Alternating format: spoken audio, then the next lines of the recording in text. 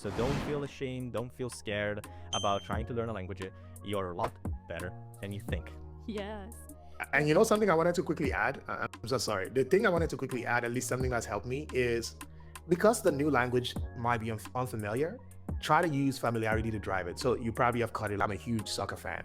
That's a lot of the things that I've chatted on when I'm using the app, right? Or all my knowledge of the US, chatting with someone who's in France, right? That's something that I'm an authority on, even though I'm not an authority on French. So find something that you already know so deeply and use that as your area of strength while you work through this area of improvement in the language. Yeah. And talking about similarities, actually, next question is, are there any similarities with other languages from Yoruba? Yeah, I almost want to say, you know, we talked about Igbo, for example, being in the same like Kwasa group. I think that there's a lot of similarities to, so for example, like, you know, in French, you have the asante, right? And then you have like, you know, the word pronunciation and kind of like influencing the meaning. I think that that's there. But of course, the closest that I said is going to be like those Kwasa group languages where there's a lot of like similarities. I said Ewu, Ewure, things like that. And I'm sure like there's more of them like that, right? That was just an example that easily comes to mind.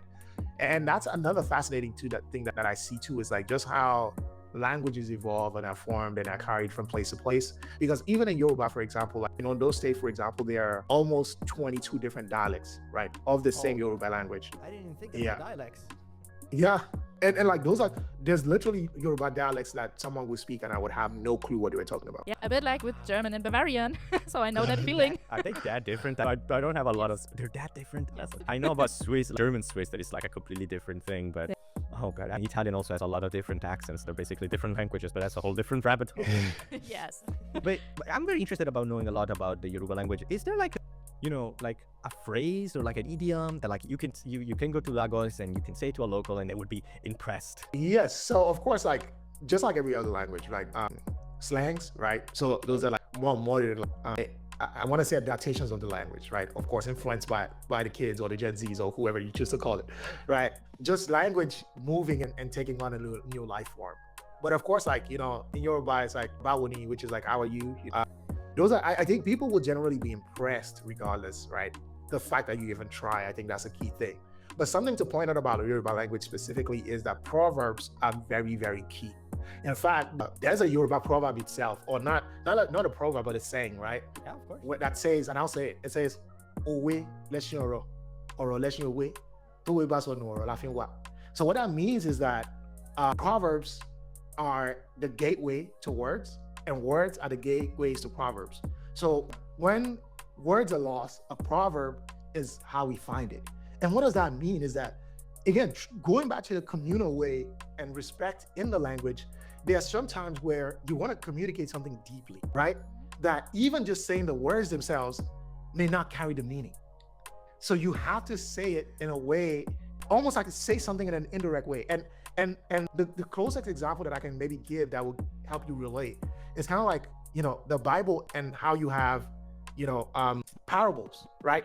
The parable of the rich man and this and that, because those themselves were supposed to be things that carry a message, right? That just saying, oh, it does not do it, right? You have to almost paint a picture.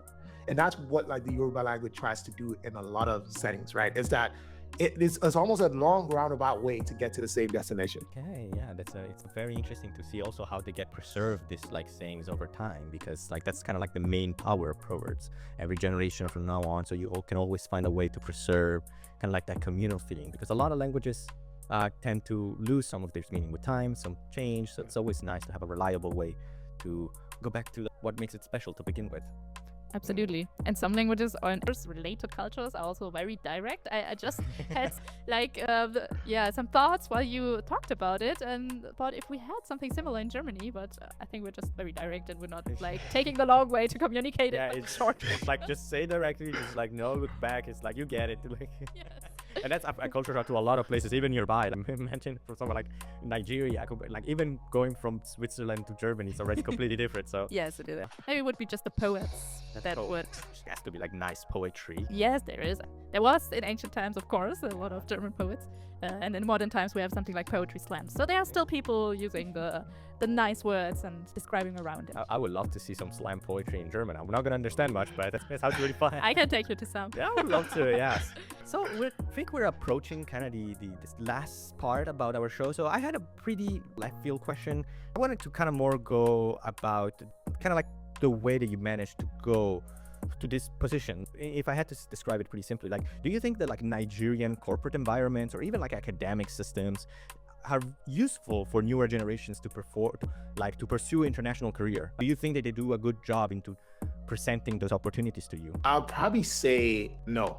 Okay. But the preface of that will be, I think it's the same the world over, where of course it might just be worse in Nigeria, right? I was just chatting because it's so interesting that one of my key focus areas, or at least passions, is helping people succeed in tech careers, right? Like helping people build out tech careers. One of my first jobs in the US was working at a nonprofit where we help people transition into tech. And one of the things that led to that even program getting built is you had people who had tried to pipeline at multiple colleges, right? Where they just realized time and time again, those students could not really meet up to the standard that they were looking to hire for their companies. So they wanted to build this training program to help them level up, right? To get it to the standard that they could get considered.